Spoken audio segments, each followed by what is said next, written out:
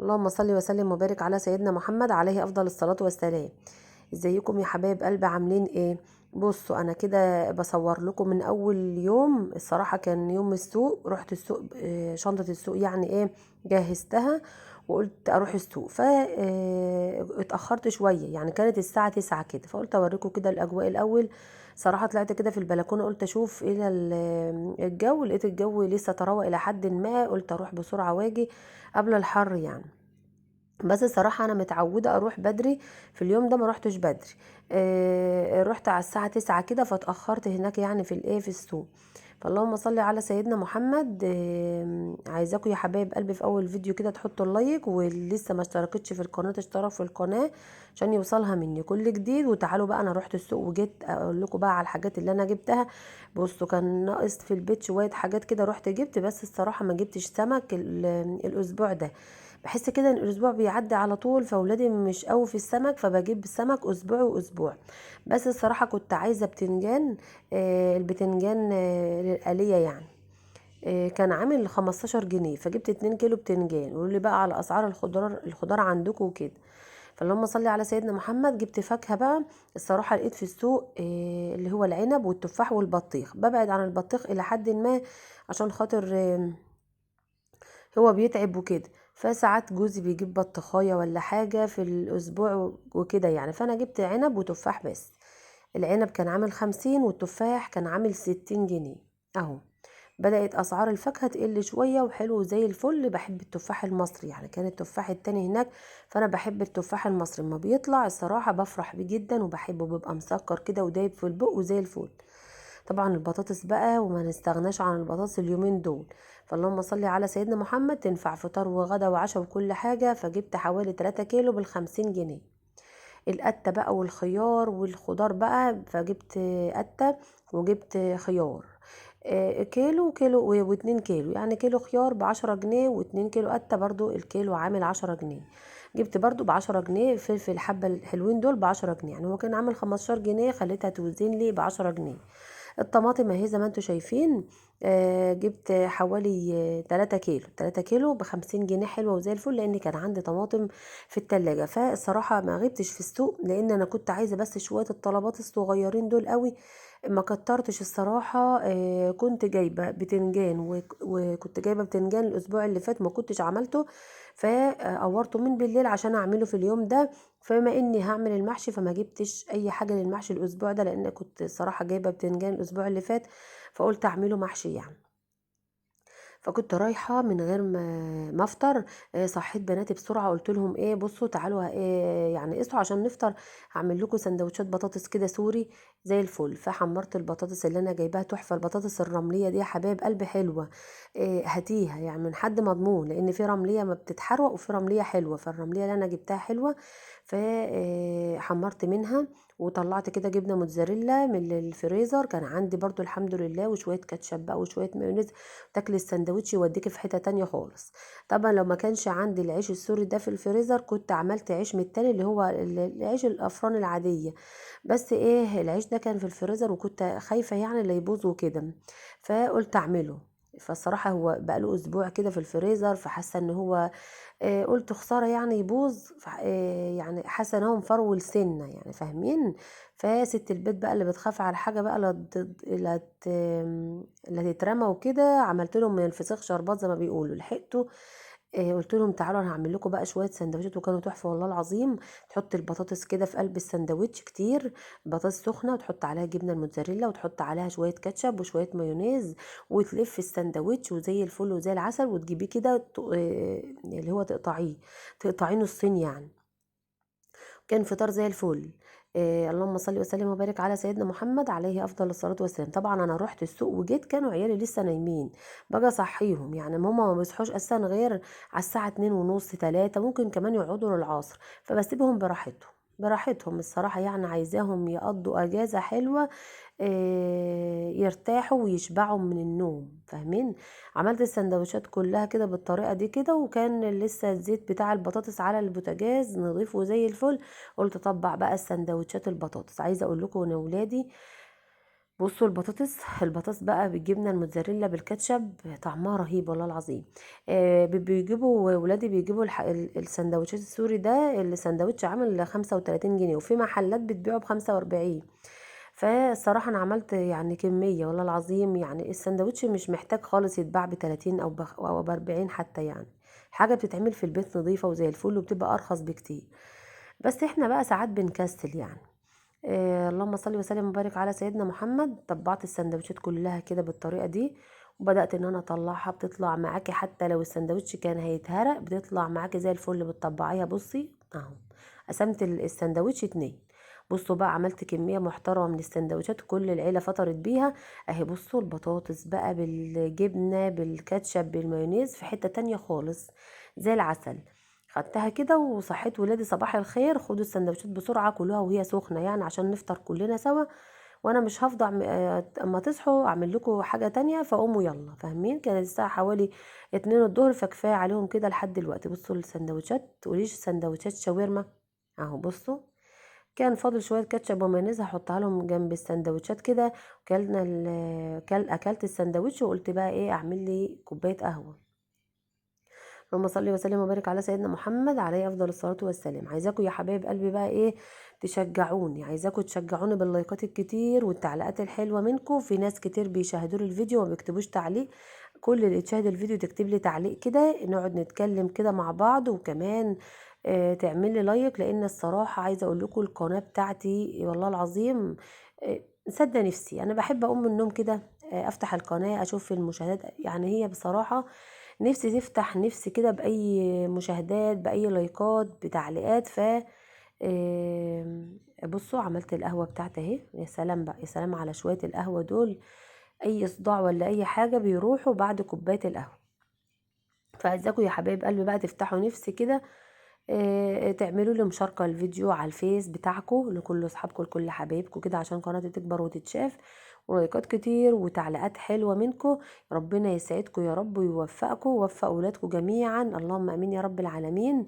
واللي عندها بقى بصوا اعدادية اللي عندها كان عندها عيال او بنات او صبيان في الاعدادي، طبعا الف مبروك مقدما.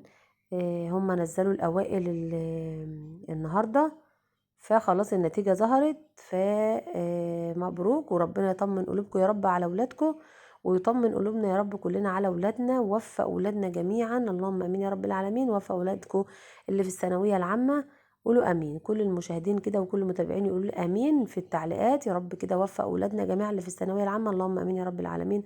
طمن قلوبنا يا رب كلنا على ولادنا. فاللهم صل وسلم وبارك على سيدنا محمد عليه افضل الصلاه والسلام. عايزه اقول لكم بقى لميت المواعين كلها، المواعين اللي ما بتخلصش ده. عايزه اقول لكم انا اساسا جيت من السوق برضو لقيت مواعين في الحوض غسلتها، وبعد كده بقى لميت مواعين تانية وغسلتها يعني. اللهم صل وسلم وبارك على سيدنا محمد عليه افضل الصلاه والسلام. مواعين ما بتخلصش. بس انت لما الواحد يعني في الصيف ده بحب اروق المطبخ. انا شلت المشايه بتاعه المطبخ خالص. عشان خاطر ايه كل شويه امسك الشرشوبه وامسحه، كل شويه امسك الشرشوبه. لو ما فيش شرشوبه يعني وانا واقفه كده بغسل المواعين، فوطه من بتاعه المطبخ هحط فيها شويه صابون وشويه ميه وبرجلي كده ايه في قلب المطبخ كده كل شويه مخليه المطبخ السيراميك بتاع المطبخ بيلمع عشان خاطر الدبان. مش عارفه إيه حكايه الدبان، وبعمل اللي هو الشباك المطبخ وافضل انش بقى في الدبان تمام.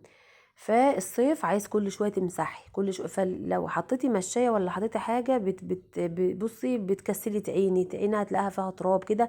لكن لو ما فيش مشايه هتكنسي كل شويه وتمسحي كل شويه. فانا الصراحه ما بحبش احط مشايات كتير. انا الصراحه شلت مشايات الشقه كلها وبنمشي كده على السيراميك لان الجو حر، وعشان امسح كل شويه او اقول لبنتي بقى ايه املي جيركن وامسحي. بيبقى سهله يعني سهله. انما في الشتاء طبعا بنبقى بردانين لازم هتحطي مبقاش فيه تراب كتير ومبقاش فيه تلزيق. يعني بحس ان الصيف بيبقى فيه يعني اي حد يوقع فاكهه على الارض، وخصوصا انا عندي بقى بنتي الصغيره ادعوا لها والله العظيم تعبانه. هي سخنة يعني وكده وتعبانة، تمسك أي حاجة توقعها لي على السيراميك توقعها لي في المطبخ تلزق في كل حتة. ألاقي الدبان في كل حتة، فربنا يعيني الصراحة. كل شوية بقى إيه أكنس وأمسح أكنس وأمسح بالذات المطبخ لأنها تحت رجلي على طول في المطبخ. فاللهم صل على سيدنا محمد، قلت امسك المطبخ كده بعد ما خلصت. السوق النهارده كان بالنسبه لي سهل لان شويه طلبات صغيره، فنزلت جبتهم على طول وجيت. اللهم صل وسلم وبارك على سيدنا محمد. فالصراحه كنست المطبخ كده وظبطته، وقلت كنت نسيت اغسل البوتاجاز فغسلت البوتاجاز بالمره. يعني شويه شغل كده لان انا اساسا بطبخ بقى العصر، اما بناكل بقى في اهل العشاء، فاهمين؟ فاللهم صل على سيدنا محمد. قلت اغسل البوتاجاز كده واظبطه. عايزاكي كده تقومي، يعني شغل البيت في شويه خطوات بسيطه تخلي بيتك بيلمع ويبرق، اعمليها كده كل يوم. يبقى في اساسيات قدام منك لازم تعمليها، لازم. بنصحى كده نتوضى ونصلي الضحى بقى او الضحى زي ما بيقولوا. عايزه اقول لكم، لو انت بتسهري زينا كده، الصراحه بنقوم نصلي الفجر او بنفضل صاحيين لحد ما بنصلي الفجر، وبعد كده بنام. واصحى بقى على الساعه 10:30 او 11. لو اتاخرت قوي فال 11 ببقى زعلانه الصحيح ان انا قايمه متاخر، بس بقول مش مشكله، ما هي من المدارس بنصحى بدري. وكده يعني لما ننام بقى براحتنا، يعني بالذات العيال بيبقوا نايمين. فالصراحة بقوم بقى اعمل ايه، اتوضى واصلي و وبعدين اقوم بقى اشوف المطبخ. اول حاجه لازم يكون لك اساسيات كل يوم تعمليها، تقومي بقى تشوفي مطبخك، تغسلي المواعين بتاعتك، تمسحي المطبخ سريعا. لو انت بقى شايله السجاد زي حالتي، تمسكي الشرشوبه كده وتلفي في الشقه كلها مسح بالشرشوبه. تضلمي بقى الشقه عشان الدبان. عايزه اقول لكم انا بهوي شقتي بالليل، يعني بشباك المطبخ ده، شباك المطبخ مفتوح طول الليل. ليه؟ يهولك الأجهزة بتاعة المطبخ بقى، الغسالة، التلاجة، ويهوي المطبخ كله طول الليل، بيبقى طراوة وحلو. الساعة تيجي 10 الصبح 11 تضلمي بقى، فاهمين؟ فاللهم صل على سيدنا محمد. هقول لكم الأول أنا بعمل إيه. الصراحة ده بعد العصر أذن. قلت بقى إيه، أطبخ بقى لأن إحنا بناكل بعد العشاء عشان الأكل يبقى يفضل سخن وكده. فاللهم صل على سيدنا محمد. وعما بال ما خلصت يا حبايب قلبي شويه حاجات برضو كده في اللي في الشقه، فانا كنت مقوره البتنجان على بيات، يعني انا لازم اقور لو كان عندي بتنجان او كوسه عايزين يتقوروا بقورهم على بيات، فاعملهم يعني. فاطبخ شويه لحمه كده حاططها في البصل، في التوابل بتاعتها، وهبدأ بنزل عليها بصلصة الطماطم، وبعد كده شوية طماطم في الخلاط يعني طماطميتين، وبنزل عليها بالمية السخنة عشان تعمل شوربة يا حبايب قلبي. عايزاكم بقى تشجعوني بلايكات كتير، لسه ما حطيتش اللايك تحط اللايك، تعليقات حلوة منكم، مشاركة للفيديو. هنا بقى كنت عملت التسبيك، حطيت شوية بصل والطماطم وبهارات المحشي، بقيت بقلل في البهارات. عايزه اقول لكم انا نفسي والله العظيم امشي على نظام الطيبات، ولكن انا الوحيده اللي هو في الاسره بتاعتي مؤيده لنظام الطيبات. يعني أنا بصراحه هو حلو وزي الفل. بس في ناس مش عارفه، في ناس واخدين منه موقف ليه والله العظيم. يعني النظام ده بيدعينا ان احنا ناكل كل حاجه صحيه صحيه، قلبه علينا. انا قطعت حاجتين اللي هي البيض والفراخ، فاللي انا اقدر عليهم. وانا بطبخ بقى بقيت بقلل في التوابل، فاهمين؟ يعني انا مثلا ما بقيتش احط توابل خالص، فبقوا يقولوا لي حط شويه كمون يا ماما، ما حطيتش كمون ليه على البطاطس، ما حطيتش فلفل اسمر ليه على اللحمه، فاهمين؟ فبقيت اقلل خالص. يعني انا لو كنت بحط بهارات كتير من وراهم كده بحط شعرة بهارات، عما بال معودهم خالص ان مفيش بهارات في الاكل نهائي، فاهمين؟ عايزه اقول لكم انا حاسه كده ان احنا لو العالم كله مشي او مصر كلها مشت على نظام الطيبات، صدقوني هنوفر كتير جدا. التوابل بس كنت بجيب ممكن اقول لكم ب 700 جنيه توابل، 700 جنيه توابل كده وانا واقفه اشتري يعني وانا واقفه عند العطار ممكن ادخل لي في 400 500 جنيه. لو مش على عيد، لو على عيد بقى اجيب حاجات كده من العطار، والله العظيم كانت بتدخل لها في 600 700. بهارات كتير بقى، على صوصات، على يعني كله محشي بقى، وبهارات فراخ وبهارات شوي، لا بهارات مش عارف ايه، حاجات كتير، وبهارات كفتة. البهارات دي كلها اصلا بتبوظ المعدة. ما بالكوا بقى بالحاجات التانية، ده بند البهارات بس، البهارات ممنوعة، ما بالكوا بقى لو نمنع كل اي حاجة تانية ونعوضها بقى، الفلوس اللي كنا بندفعها في كل حاجة دي نعوضها في حاجات مفيدة. اللحوم، الحمام حلو، واللحمة حلوة، السمان، الارانب، يعني الحاجات اللي زي دي كده. فوالله العظيم يعني الدنيا هترتاح. بما ان بقى المحشي الكوسه والبتنجان كويسين، بس هما بقى مش كويسين في حاجه واحده، ده المفروض ما احطش خضره، ما احطش بصل، فاهمين؟ انا واخده في ناس يعني ربنا يشفيهم، مشوا على نظام الطيبات كامل متكامل لان كانوا تعبانين، معدتهم تعبانه. بس انا بقى الحمد لله ولله الحمد كويسه، ف هدخل في النظام ده يعني واحده واحده، فاهمين؟ يعني هستغنى عن حاجات. يعني لو انتي بقى مش تعبانه ومش بتشتكي من حاجه وعاجبك نظام الطيبات، استغنى عن الحاجات واحده واحده، يعني قللي الكميه شويه شويه، هتلاقي نفسك ما بتستعملهاش خالص، فاهمين؟ انا كده، انا مشيت على النظام ده يعني كده، يعني قللت خالص، بقيت بقلل من البهارات، منعت الفراخ، منعت البيض، بقيت بقلل شويه من البهارات، بقيت بقلل شويه في ارغفه العيش اللي انا بستعملها وكده. فاللهم صل على سيدنا محمد. بصوا انا حشيت وحطيت هنا الشوربه، حطيت الشوربه وفاض عندي رز طبعا زي كالمعتاد، جبت كرنب كده، كيس كرنب واحد من الفريزر، وحشيته في حله لوحده اهو زي ما انتم شايفين، لان في ناس ما بيحبوش محشي البتنجان، فلازم يكون عندي بتاع اللي هو كروم.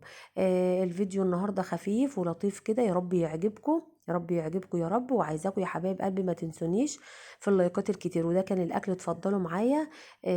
ما تنسونيش يا حبايب قلبي في اللايك وتعليقات حلوه منكم، مشاركه الفيديو، وشجعوني بقى، شجعوني بتعليقات كتير كتير كتير. واشوفكم بقى في فيديو جديد، ومع الف سلامه.